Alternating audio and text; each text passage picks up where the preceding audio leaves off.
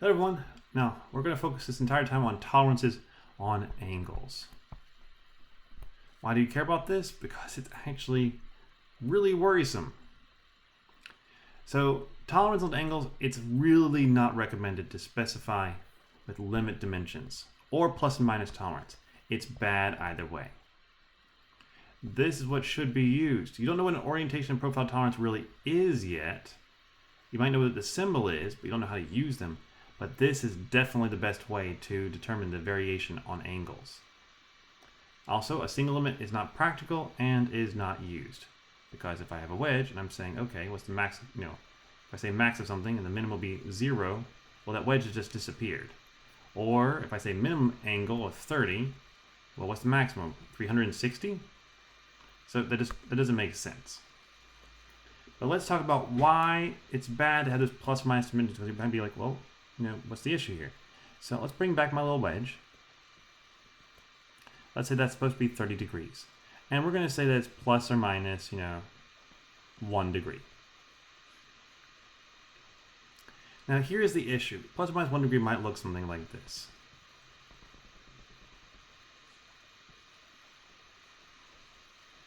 I am exaggerating that, obviously. That's more than 1 degree. But do you notice something?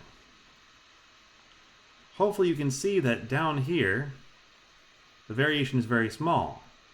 Up here, though, the variation is huge.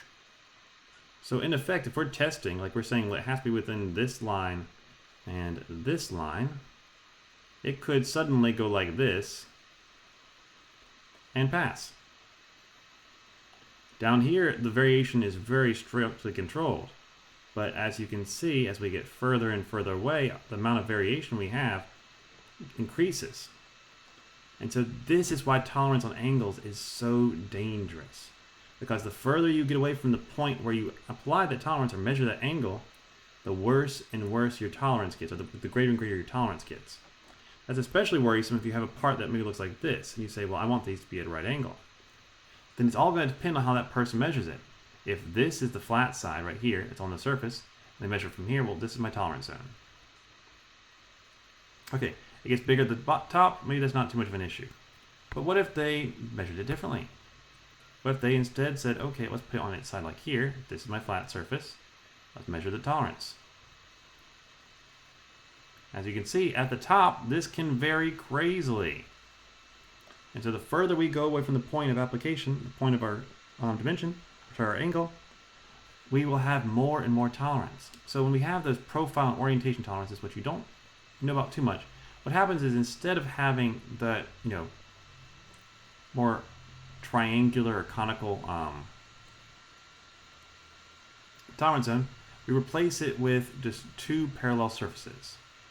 So this guy is supposed to be 30 degrees. And so we just imagine that there is another surface which is also at an angle 30 degrees.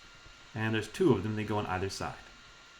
And this value is my tolerance I'm giving to a like an angularity tolerance, something like this.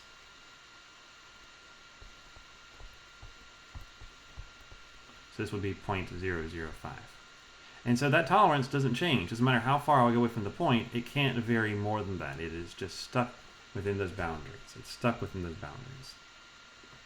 So this is why we're going to be doing this. It allows us to control our form in a much better fashion than if we were trying to use our regular plus and minus tolerances. So don't use plus and minus tolerances on angles. Use some sort of angularity, profile, orientation, some other type of tolerance from our geometric dimensioning tolerancing symbols. So thanks for listening. I hope this makes sense for why we don't do this. Remember, the tolerance zone changes if we have plus and minus tolerances, and it doesn't if we use our geometric tolerancing symbols. So I'll see you all next time. Bye-bye.